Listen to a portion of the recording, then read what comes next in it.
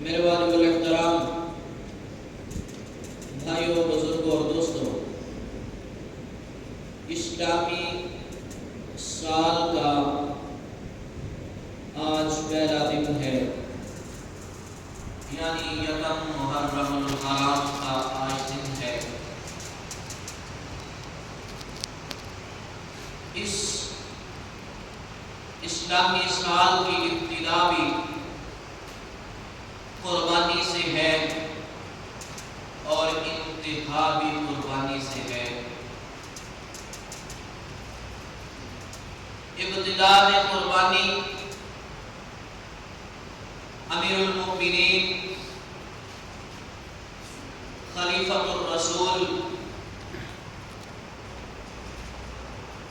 داماد علی سسر پیغمبر امیر المؤمنین خلیفہ ثانی حضرت سیدنا فاروق اعظم رضی اللہ تعالی عنہ کی شہادت کا دن ہے، اور انتہا سال کی ہوئی قربانی سے وہ 18 ذوالحج جناب خلیفہ الثالث جناب سیدنا عثمان غنی رضی اللہ تعالی عنہ کی شہادت ہے۔ آج کا دن یکم محرم الحرام ہے،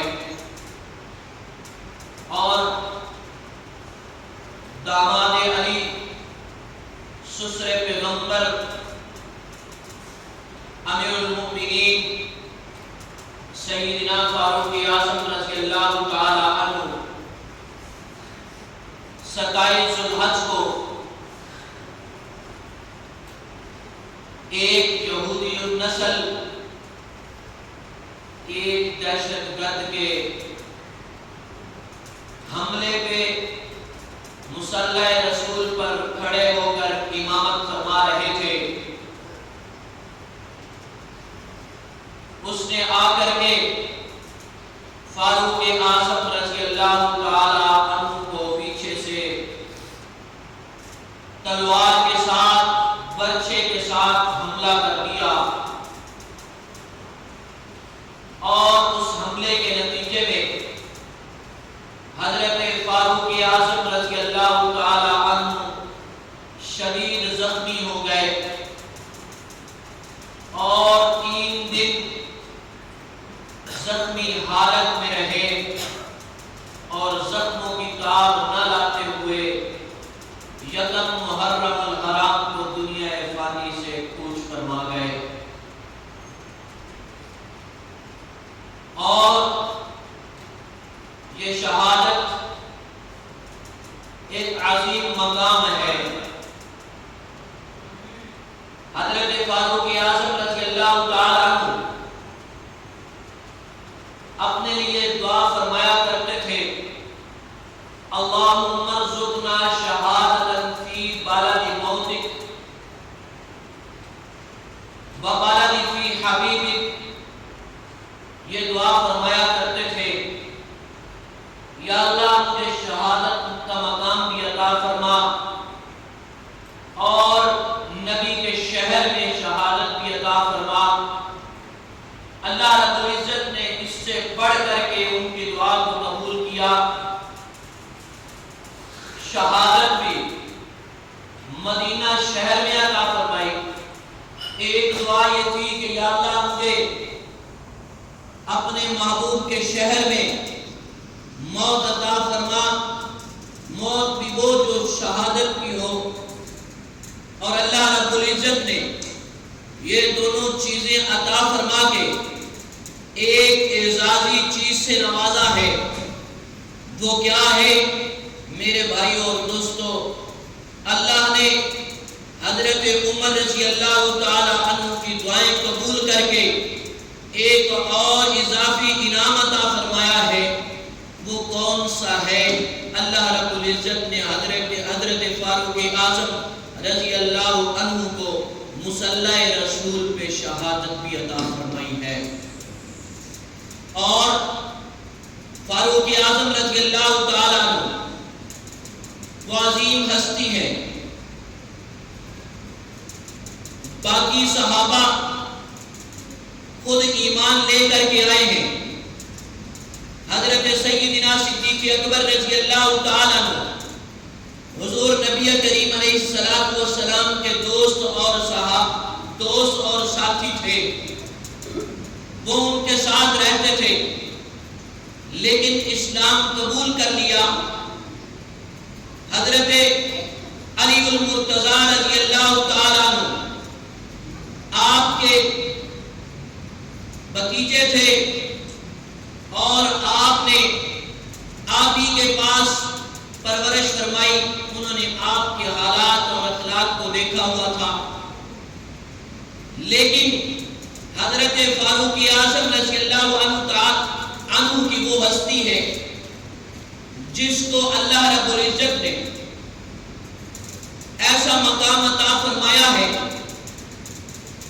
کہ اللہ رب العزت کے محبوب علیہ السلام نے کسی کے لیے دعا نہیں کی, کسی صحابی کے لیے دعا نہیں کی کہ یا اللہ فلاں کو ایمان کی دولت سے نواز دے, یا فلاں کو اسلام کی سربلندی کے لیے نواز دے, یا فلاں کو اسلام کی سربلندی کے لیے قبول فرما لے, ایمان کی دولت سے نواز دے.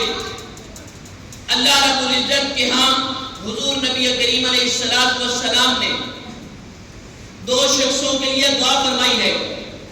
اللہ رب العزت کے محبوب علیہ السلام نے فرمایا اللہم اعز الاسلام عمر ابن الخطاب و عمر ابن الحشام. نبی کریم علیہ السلام نے فرمایا یا اللہ اسلام کی عزت اور سربلندی کے لیے اگر آپ کو عمر بن خطاب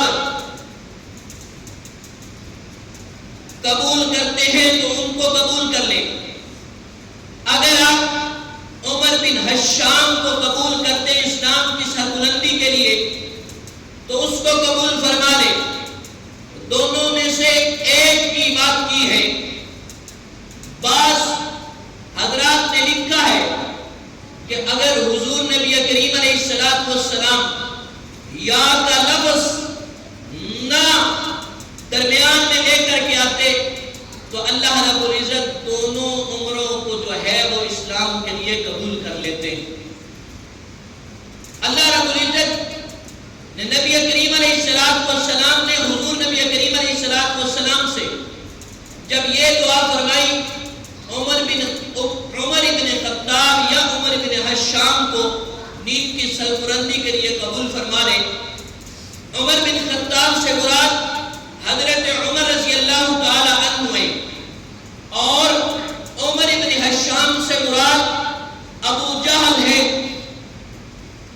اصل نام ان کا عمر ابن حشام ہے اور ان کو ابو جہل اس لیے کہا جاتا تھا جاہلوں کا باپ. عربی میں ابو جہل سے مراد ہوتی ہے کہ جاہلوں کا باپ. مثال کے طور پہ اگر کوئی نام رکھتا ہے ابو عثمان, اس کا کیا مطلب ہے؟ عثمان کا ابو, عثمان کا والد. تو ابو جہل سے مراد یہ ہے جاہلوں کا باپ. اللہ رب العزت نے حضرت عمر بن خطاب رضی اللہ تعالیٰ عنہ خلیفہ الرسول داماد علی کو اللہ رب العزت نے اسلام کی سربلندی کے لیے قبول فرمایا. ادھر آج حضور علیہ السلام نے حضرت عمر رضی اللہ تعالیٰ عنہ کے لیے دعا کے لیے ہاتھ اٹھائے ہیں. ایک رات درمیان میں گزری ہے. اگلے دن اللہ رب العزت نے حضرت عمر رضی اللہ تعالیٰ عنہ کو دین کی سربلندی اور اسلام کی سربلندی